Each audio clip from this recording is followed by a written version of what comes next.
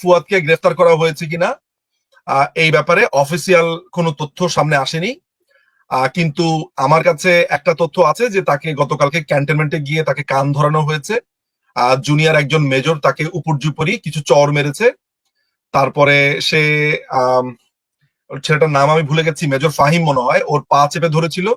তারপরে মনে হয় পেছন থেকে একজন হাবিলদার তাকে কিছুক্ষণ লাথি দিয়েছে, তাকে পাছার মধ্যে তাকে বেত দিয়ে পিটিয়েছে, চর দিয়েছে।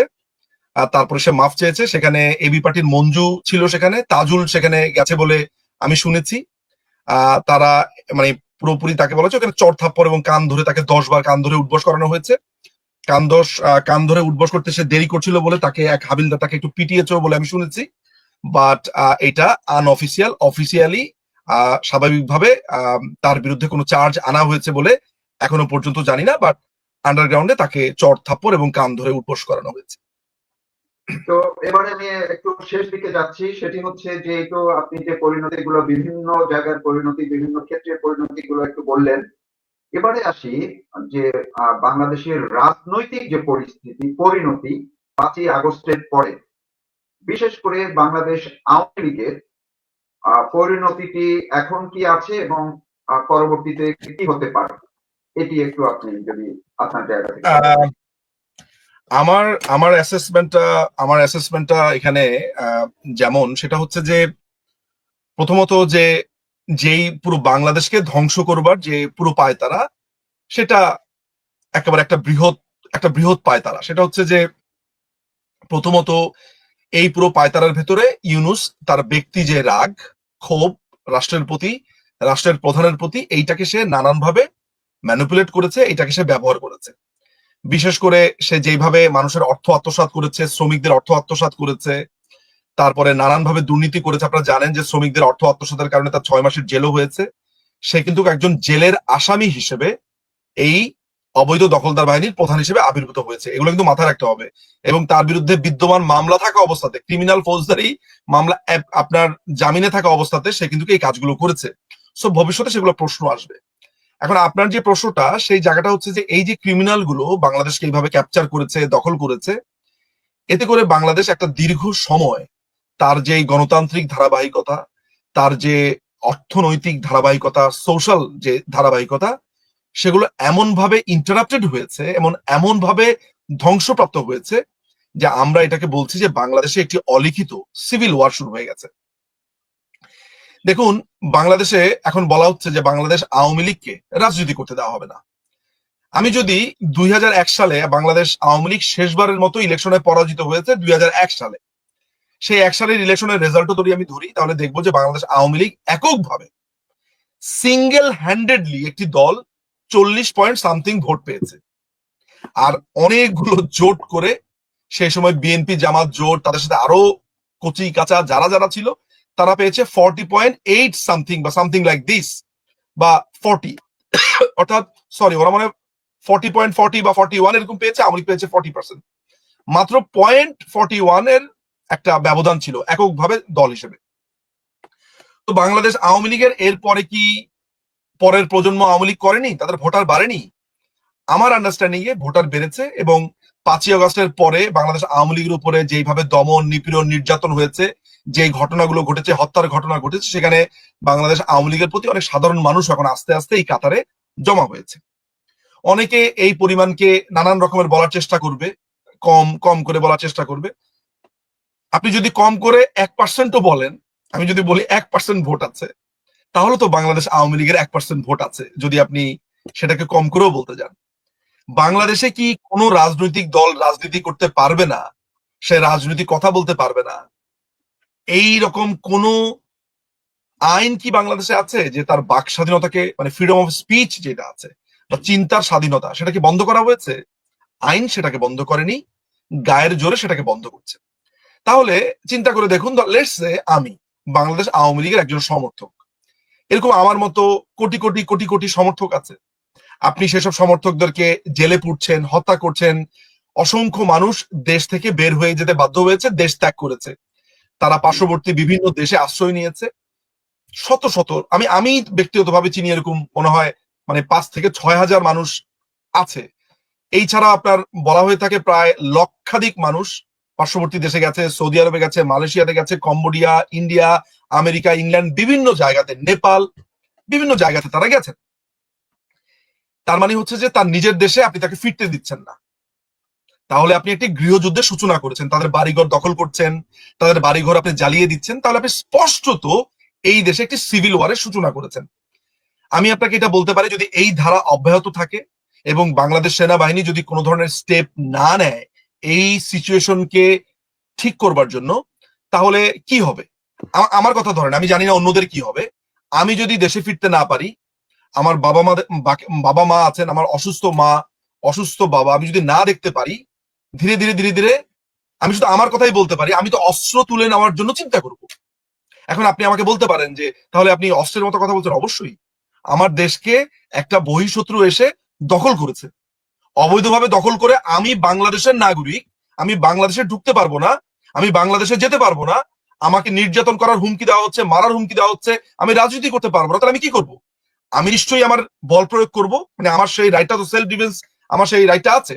ফলে আমার মতো এরকম লক্ষ লক্ষ তরুণরা নিশ্চিতভাবে সেই স্বপ্ন দেখছে, এবং একটা সময় আমরা আমাদের দেশকে রক্ষা করবার জন্য নিশ্চিতভাবে তখন আমরা এই মাতৃভূমিকে রক্ষা করার জন্য 1971 সালের মতো স্বাধীন করবার জন্য আমরা তখন অস্ত্র হাতে তুলে নিতে হবে।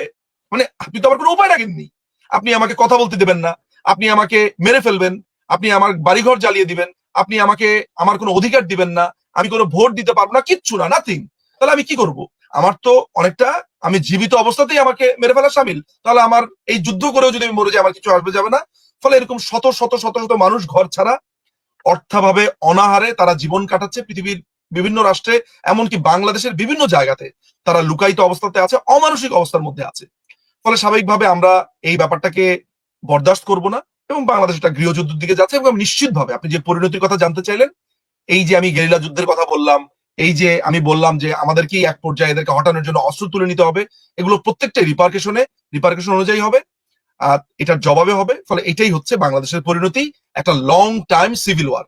এই সিভিল ওয়ারটাকে একমাত্র থামাতে পারে বাংলাদেশ সেনাবাহিনী, এবং বাংলাদেশ সেনাবাহিনী এই গৃহযুদ্ধকে চিরতরে থামিয়ে যারা বাংলাদেশ বিরোধী শক্তি তাদেরকে সরিয়ে দিয়ে তাদেরকে শাস্তির আওতায় এনে বাংলাদেশে একটি গণতান্ত্রিক ব্যবস্থাতে ইলেকশনের ব্যবস্থা করলে, নিউট্রাল কারো মাধ্যমে, আমার মনে হয় যে দেশে শান্তি ফিরে আসবে।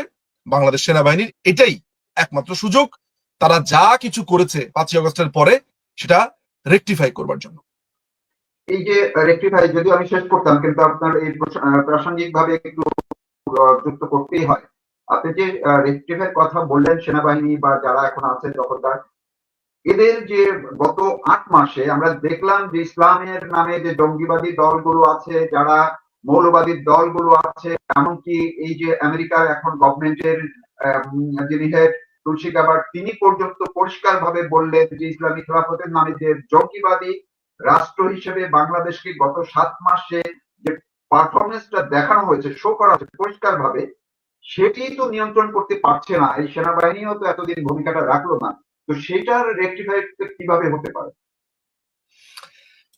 দেখুন, আমি স্ট্র্যাটেজিক্যাল কারণে বাংলাদেশ সেনাবাহিনী 5ই আগস্টের পর থেকে কি করেছে এটা এটা একটু বলে নেওয়া ভালো।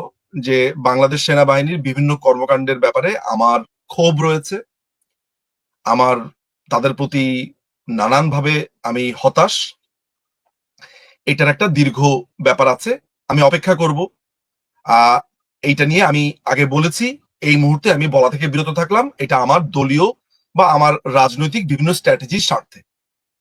আমি মনে করি যে বাংলাদেশ সেনাবাহিনীর ওই পটেনশিয়ালটা আছে, যেহেতু আমি পুরো বাংলাদেশ সেনাবাহিনীর দিকে আমি ফিঙ্গার পয়েন্ট করছি না যে সবার কারণে হয়েছে, আমি বলবো যে কতিপয় ব্যক্তির ইনডিসিশনের কারণে, তাদের ভুল সিদ্ধান্ত, নানান কারণে, সেটা নিয়ে আমি কোনো আলোচনা এই কারণে করব না।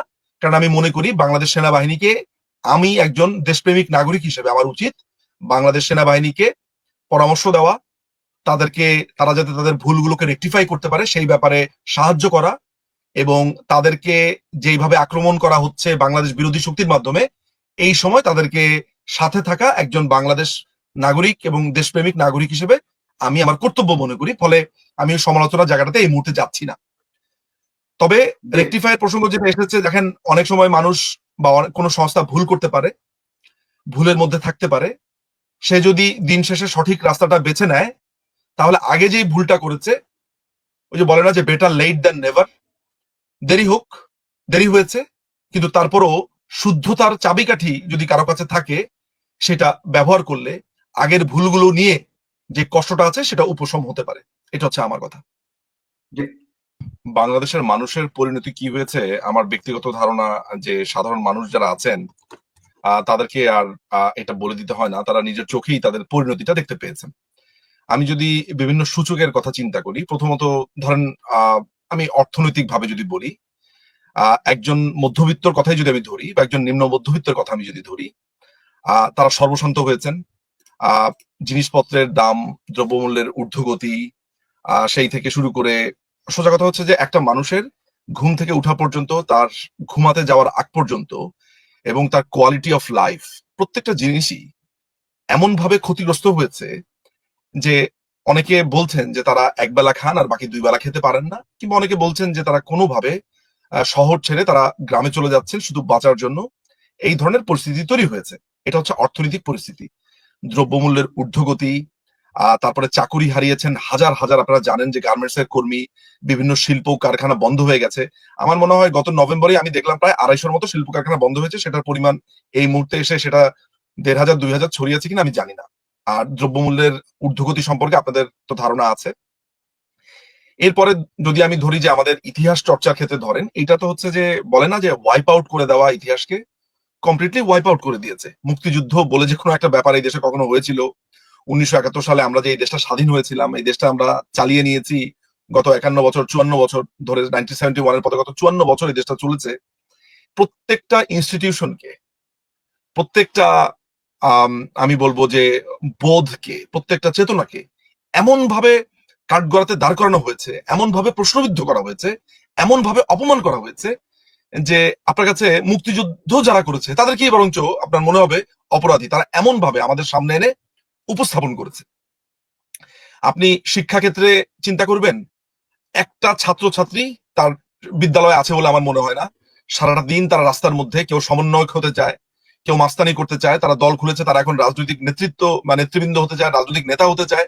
পড়ালেখা গোল্লাই গেছে, শিক্ষা ব্যবস্থাটা কমপ্লিটলি ধ্বংসের দ্বার প্রান্তে।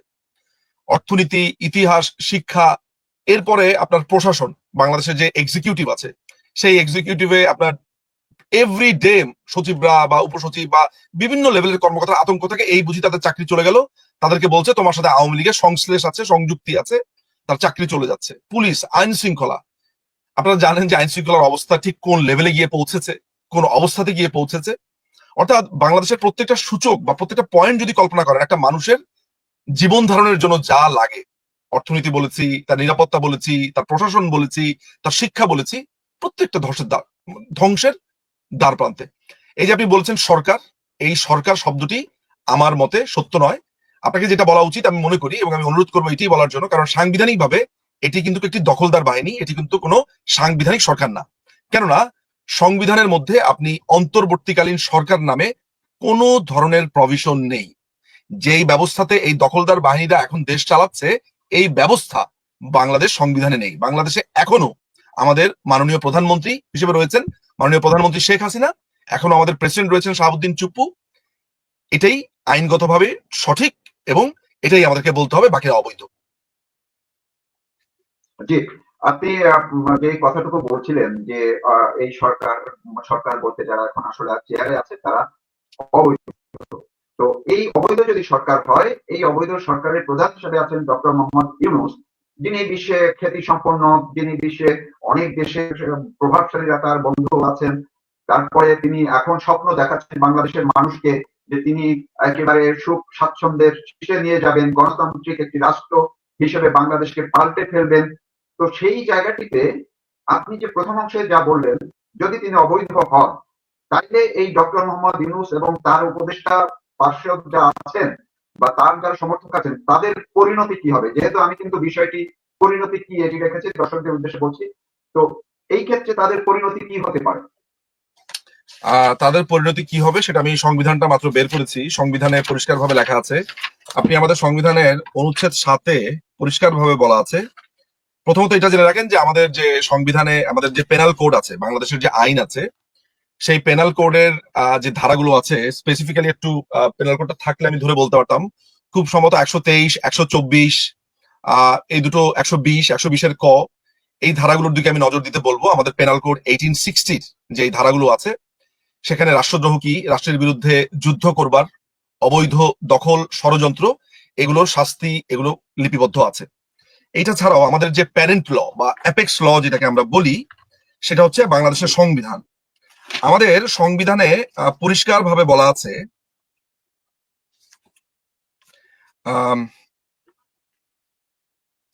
দেখুন, রাষ্ট্রের স্বাধীনতা সার্বভৌমত্বের পক্ষে ক্ষতিকর কাজকে রাষ্ট্রদ্রোহিতা বলা হয়। দণ্ডবিধি 124 ক ধারায় রাষ্ট্রদ্রোহিতার শাস্তি সম্পর্কে বলা হয়েছে। এটা হচ্ছে এখানে রাষ্ট্রদ্রোহের কথা বলা আছে। এক্স্যাক্টলি লেখা আছে কি সেটা আমি আপনাকে একটু বলছি।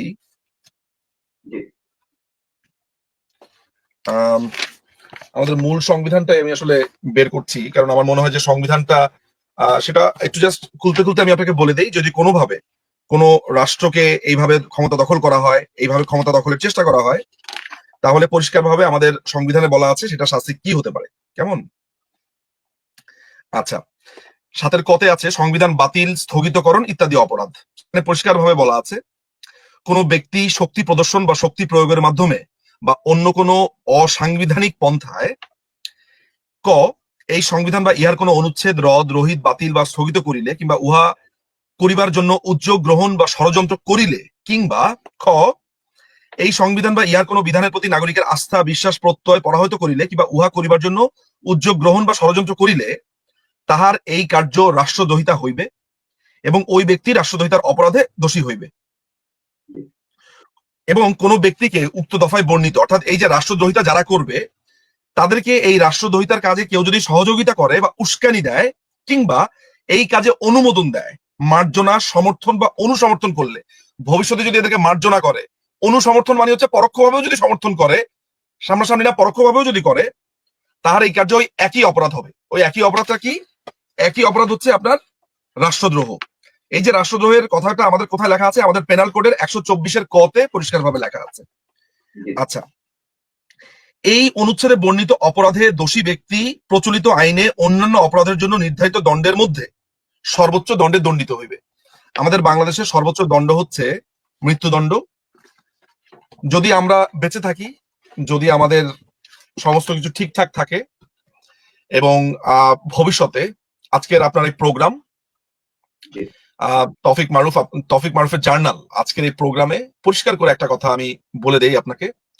সেটা হচ্ছে যে বাংলাদেশে ভবিষ্যতে যারা যারা আজকে এই ক্ষমতা দখল করলো, ক্ষমতা দখলে সাহায্য করলো, সহযোগিতা করলো, যেই যেই গোষ্ঠী বলেন, যেই যেই ব্যক্তি বলেন অনুসমর্থন করলো, এই বাংলাদেশের মাটিতে আমরা তাদের বিচার করব।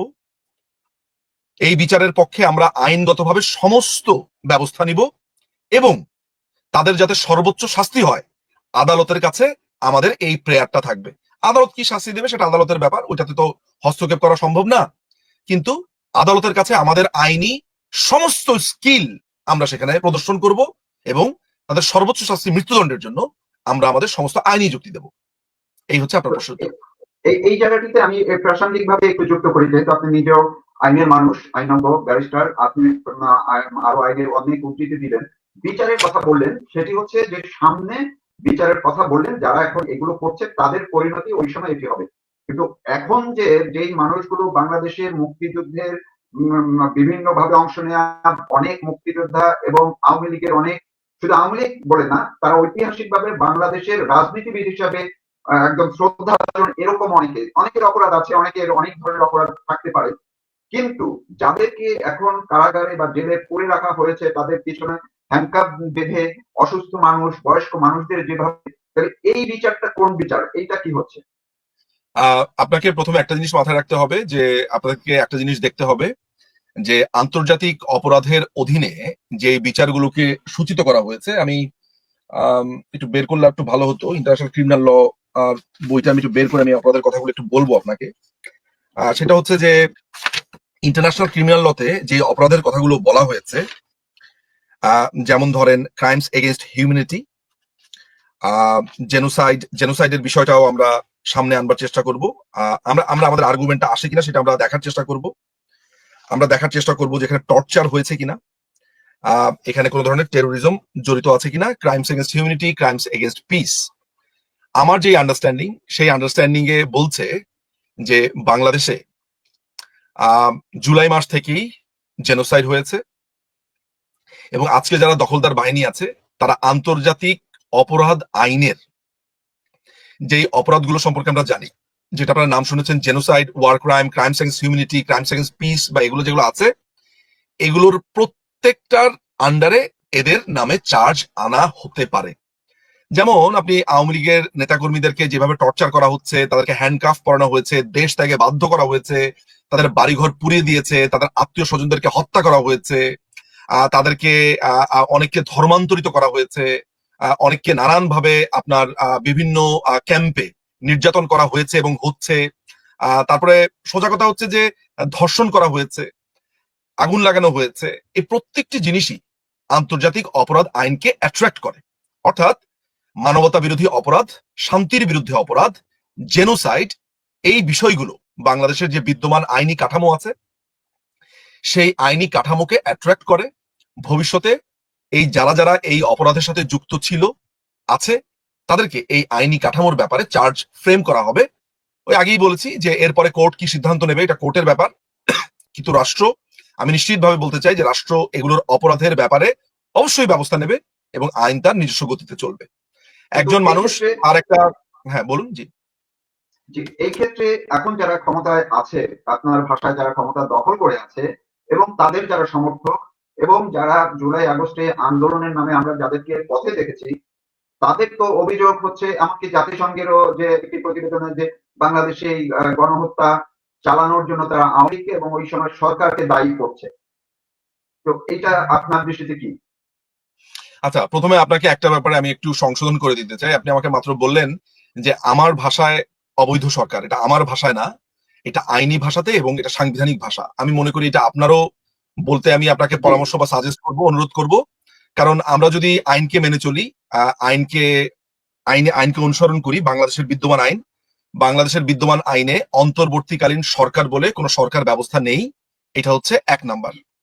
2 নাম্বার হচ্ছে যে বাংলাদেশের যে আইন আছে, যে 57 অনুচ্ছেদ আছে, সেই 57 অনুচ্ছেদের ক, খ, এগুলো যদি আমরা দেখি তাহলে সহজেই বুঝতে পারবো বাংলাদেশের বর্তমানে প্রধানমন্ত্রী হচ্ছে মাননীয় প্রধানমন্ত্রী দেশরত্ন শেখ হাসিনা। তিনি এমনকি বাংলাদেশের যে মানে পেছনের প্রভিশনটা ছিল, বা যেটা আছে, ছিল বলছি কেন আমি জানি না, আছে যেটা আসলে, সেই প্রভিশন অনুযায়ী তিনি পরবর্তী নির্বাচনে প্রধানমন্ত্রী নির্বাচন হওয়ার আগ পর্যন্ত তিনি প্রধানমন্ত্রী। অর্থাৎ তিনি যদি কখনো ক্ষমতা ছেড়েও দিতেন, নেইও, তারপরেও পরবর্তী নির্বাচনে প্রধানমন্ত্রী নির্বাচন হওয়ার আগ পর্যন্ত তিনি প্রধানমন্ত্রী, এটা বাংলাদেশের সংবিধান বলছে। ফলে 5ই অগাস্টে মাননীয় প্রধানমন্ত্রীর উপরে একটি জঙ্গি হামলা হয়। সেখানে বিভিন্ন ধরনের চোর, টোকাই, বদনাচোর, মাতচোর, যারা চোর ডাকাত আছে, তারা এক ধরনের আক্রমণ করে। গণভবনে আক্রমণের ফলে বাংলাদেশের যে নিরাপত্তা বাহিনী আছে, সেনাবাহিনী, বিমান বাহিনী, নৌবাহিনীর বিভিন্ন অফিসাররা এবং এসএসএফ এর, তারা মাননীয় প্রধানমন্ত্রীকে একটি নিরাপদ স্থানে সরিয়ে নেন। সেই নিরাপদ স্থান সম্পর্কে তিনি একটি দেশে আছেন, তাকে এখানে রাখা হয়েছে। তিনি এখনো বাংলাদেশে প্রধানমন্ত্রী এবং এটাই স্বাভাবিক। ফলে এই যে বলছেন যেটা আমার মতে, এটা শুনলে মনে হতে পারে আমি মনে হয় এটার আবিষ্কারক, হুইচ ইজ নট কারেক্ট, এটাই সঠিক। ফলে এখন যারা রাষ্ট্র পরিচালনা করছে বলে দাবি করছে, তারা অবৈধ এবং চেপে বসা একটি কথিত দখলদার সরকার।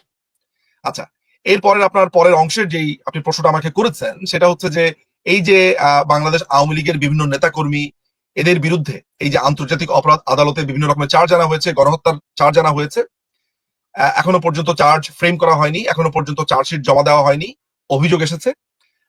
আমি কমপ্লিটলি ডিনাই করি যে এটা কোনো বিচার না, কারণ এই বিচারটা ভয়েড, কারণ এটা কোনো ধরনের বৈধ সরকার এই বিচার করছে না, এবং এই বিচার কমপ্লিটলি একটা ক্যাঙ্গারু ট্রায়াল। এখানে যার মন চাইলো তাকে ঢুকিয়ে দিল। আপনারা দেখবেন যে সরকারের পক্ষ থেকে, অর্থাৎ এই অবৈধ যে সরকার, তাদের পক্ষ থেকে দাবি করা হচ্ছে যে প্রধানমন্ত্রী শুধু দেশে আসবে ফাঁসির যে দড়ি সেটি গলায় পড়বার জন্য, অর্থাৎ বিচারের কোনো প্রয়োজন নেই, বিচারের আগেই শাস্তি হয়ে গেছে। ফলে এই ট্রাইব্যুনালের কোনো ধরনের ভ্যালিডিটি নেই, এটি ভয়েড অ্যাব ইনিশিও, আইনের ভাষাতে ভয়েড অ্যাব ইনিশিও, যার মানে হচ্ছে শুরুতেই বাতিল। ফলে এই যে অবৈধ একটি সরকার বিচার করছে, বিচার নামের প্রহসন, এটা শুরুতেই বাতিল এবং এটার কোনো আইনি ভ্যালিডিটি নেই। জি, এটার সঙ্গে আরেকটু যুক্ত করছি যে আপনি এর মধ্যে আমি একটি ইয়ে করেছিলাম যে লাইভ করেছিলাম যেখানে আমি বলেছি আমার তথ্য এবং সব সহই যে আহ, এই বিচারপতিদের মধ্যে জামাতপন্থী বা জামাতপন্থী না শুধু, যিনি জামাতের একজন সংগঠক ছিলেন, তার বাসায় বৈঠক হয়ে এই তাজুল এখন যিনি আছেন ট্রাইব্যুনালের চিফ প্রসিকিউটর, তারা মিলে তড়িঘড়ি করে নির্বাচনের আগেই যাতে কয়েকজনকে 9 জন 10 জনকে ফাঁসির একটি সিদ্ধান্ত তারা দিয়ে দিতে পারে, এটির জন্য একটি প্রক্রিয়া তারা শুরু করেছিলেন এবং এখনো সেই প্রক্রিয়াটি আছে। তো এই যে যারা জামাতের যারা আছেন, বলা হয় যে আওয়ামী লীগ পন্থী যারা বিচারপতি ছিলেন তাদেরকে কারণে দায়িত্ব দেওয়া হয়নি, তাদেরকে বাতিল করে দেওয়া হয়েছে, তাদেরকে অপসারণ করা হয়েছে, কত কিছু। কারণ কি?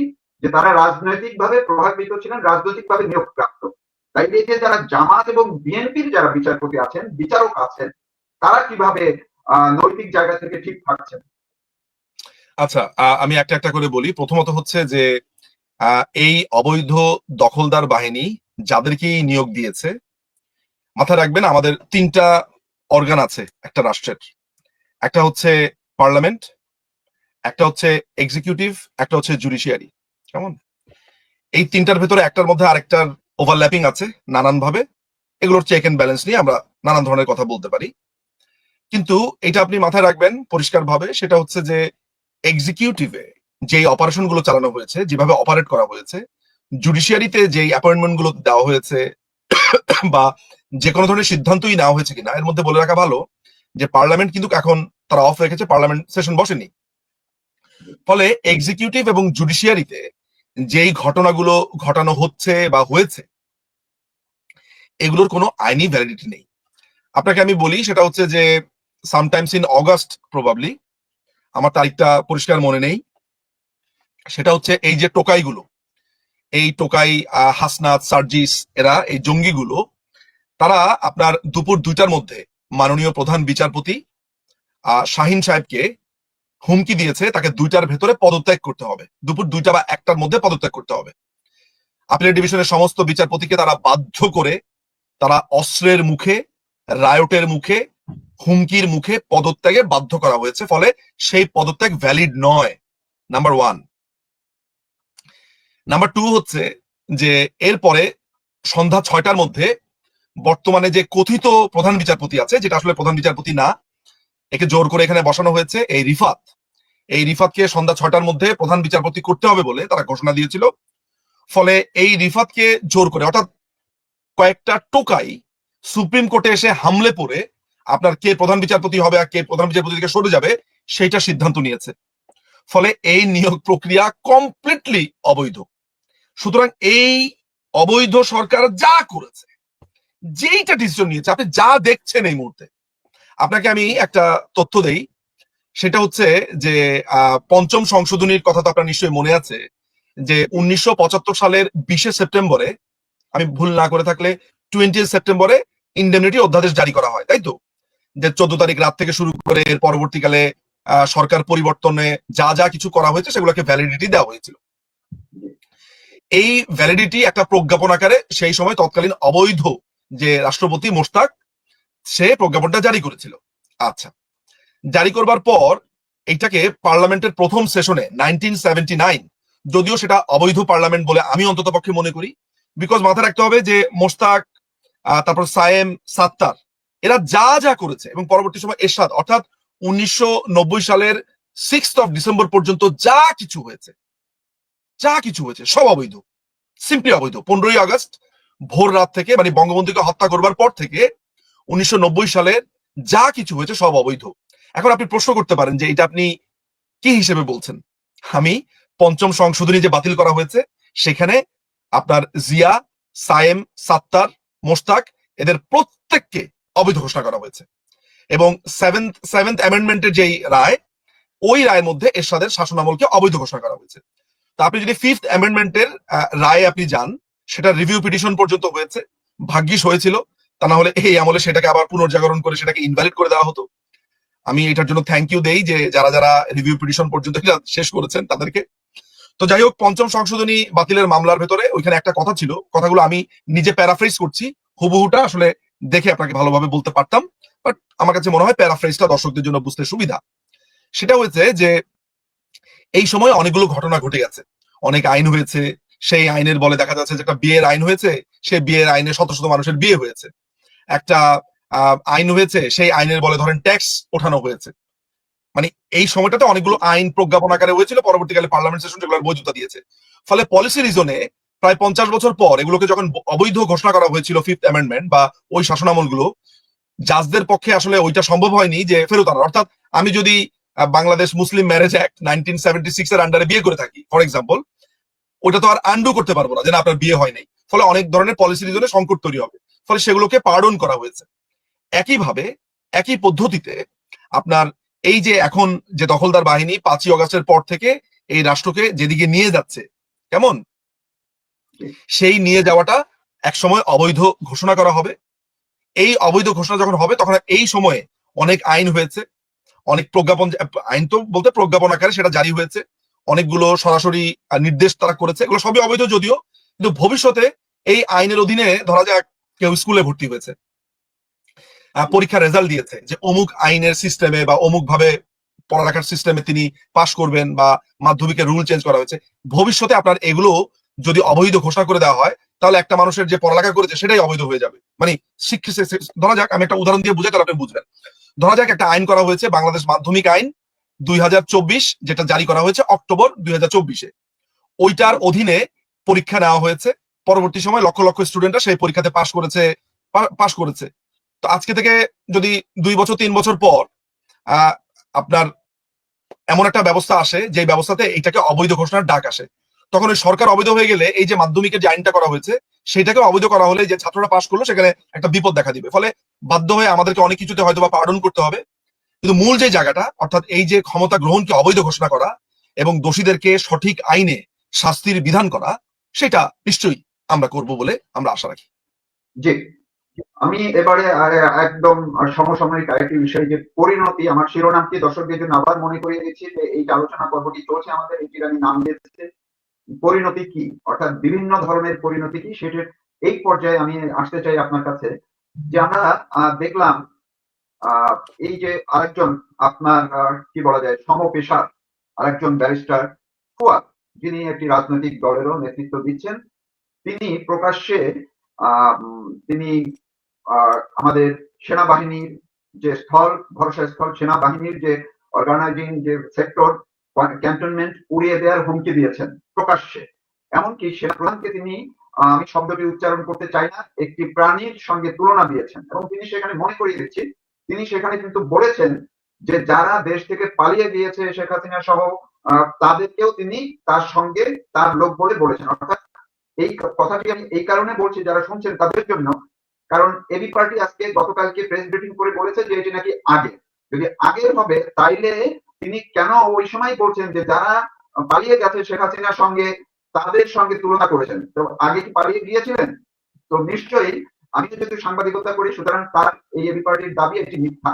তো এই জায়গাটিতে এখন ধরি ব্যারিস্টার ফুয়াদের কথা অনুযায়ী, তার হুঙ্কার অনুযায়ী, যদি লাখ লাখ মানুষ নিয়ে যদি সেনাবাহিনীকে আক্রমণ করে ক্যান্টনমেন্টকে যদি উড়িয়ে দেয়, তাহলে সেনাবাহিনীর পরিণতি কি হবে?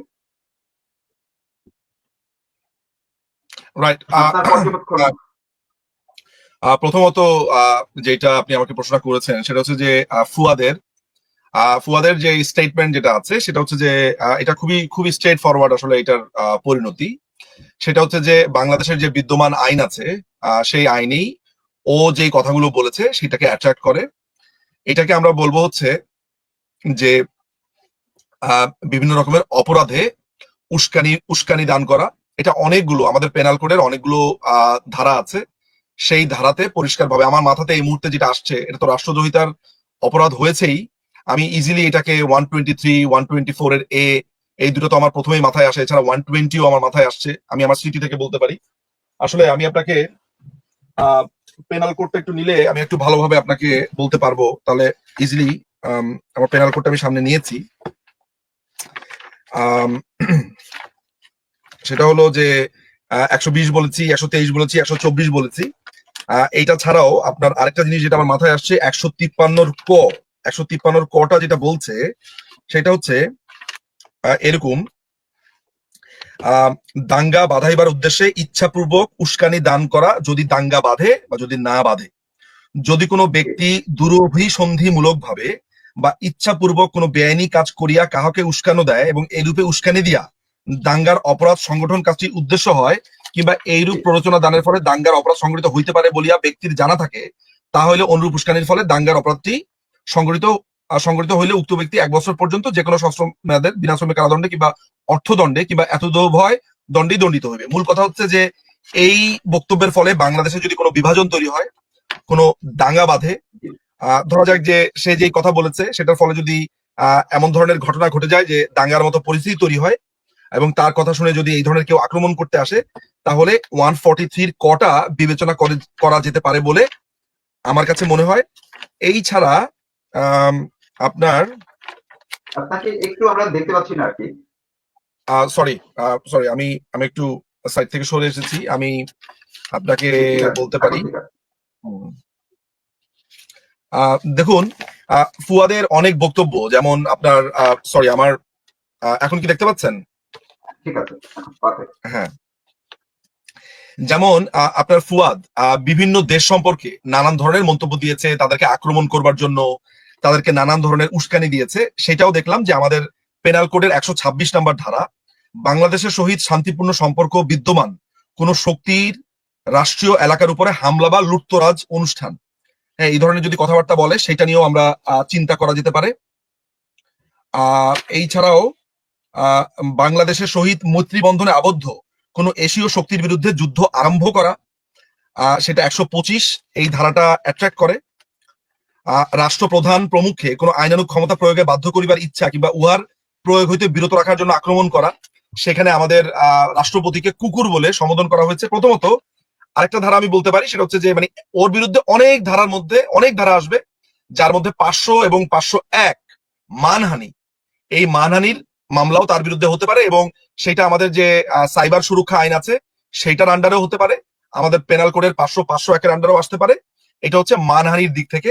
আমাদের সাইবার সুরক্ষা আইনের ভিতরে পরিষ্কার ভাবে আছে যে কোনো ব্যক্তি যদি কোনো কথা দ্বারা, বক্তব্য দ্বারা, কাজ দ্বারা এমন কোনো কর্মকাণ্ড করে যেটা রাষ্ট্রের নানাবিধ আপনার কোন ইনস্টিটিউশনকে হুমকি দেয়, তারপরে রাষ্ট্রকে ক্ষতিগ্রস্ত করবার কোনো অভিপ্রায় থাকে, এর আগের যে আমাদের যে ডিজিটাল সিকিউরিটি অ্যাক্ট ছিল সেটার 25, 28, 29, 31 এগুলা ছিল, সরি 28 না 25 ছিল, 31 ছিল, আমার যতদূর মনে পড়ে, আমার স্মৃতি থেকে বলছি। সাইবার সুরক্ষা আইনে হয়তো বা ধারাগুলো একটা দুটো চেঞ্জ হয়েছে, বাট সাইবার, তার মানে হচ্ছে ফুয়াদের যেই পুরো স্টেটমেন্ট, সেই স্টেটমেন্ট আপনি পেনাল কোডে রাষ্ট্রদ্রোহিতাতে আনতে পারবেন, সেটার 120 আনতে পারবেন, 123 আনতে পারবেন, 124 আনতে পারবেন, 125 আনতে পারবেন, 126 আনতে পারবেন, 500, 501। এইটা ছাড়াও আপনি সাইবার সুরক্ষা যে আইনটা আছে বা সাইবার সিকিউরিটি অ্যাক্ট যেটা আছে সেইটার আন্ডারেও আপনি আনতে পারবেন। তার বিভিন্ন ধারাতে সাইবার সিকিউরিটি অ্যাক্ট আমার সামনে থাকলে আমি আপনাকে ধারাগুলো দেখে বলতে পারতাম। আপাতত আমার সামনে যা আছে আইন, আরেকটু ভালো করে দেখে তার ওই বক্তব্যের ওয়ার্ডিং গুলো দেখে একদম ওই ফ্রেমটাতে আমি ফেলতে পারি, বাট আপাতত দর্শকদেরকে এবং আপনাকে ধারণা দেওয়ার জন্য এতটুকু বলেছি। জি, কিন্তু আমার প্রশ্নটা ছিল যে সেনাবাহিনীর কি গায়ে লাগেনি এটি, নাকি আপনার কি মনে হয়? এটা আমার জন্য আপনি যে প্রশ্নটা করেছেন, এই প্রশ্নটা করেছেন এক ধরনের কৌতূহল থেকে। এই কৌতূহলটা আমারও, এই কৌতূহলটা আপনার মতো আমারও। সেনাবাহিনীকে উড়িয়ে দেওয়া, ক্যান্টনমেন্ট উড়িয়ে দেওয়া, রাষ্ট্রপতিকে উড়িয়ে দেওয়া, তারা তো দেশের সার্বভৌমত্বকে রক্ষা করে। একটা দেশের রাষ্ট্রপতিকে যদি উড়িয়ে দেয়, তাকে কুকুর বলে অভিহিত করে, সেটা দেশের সার্বভৌমত্বের উপর আঘাত, একটা রাষ্ট্রীয় ইনস্টিটিউশনের উপর আঘাত। এটার ব্যাপারে বাংলাদেশ আর্মি ইজিলি ব্যবস্থা নিতে পারে। আমি জানি না সেটার জন্য সদিচ্ছা হয়তো বা প্রয়োজন, আর সেটার জন্য সাহসও প্রয়োজন। সেই সাহসটা আছে কিনা, সেই সদিচ্ছা আছে কিনা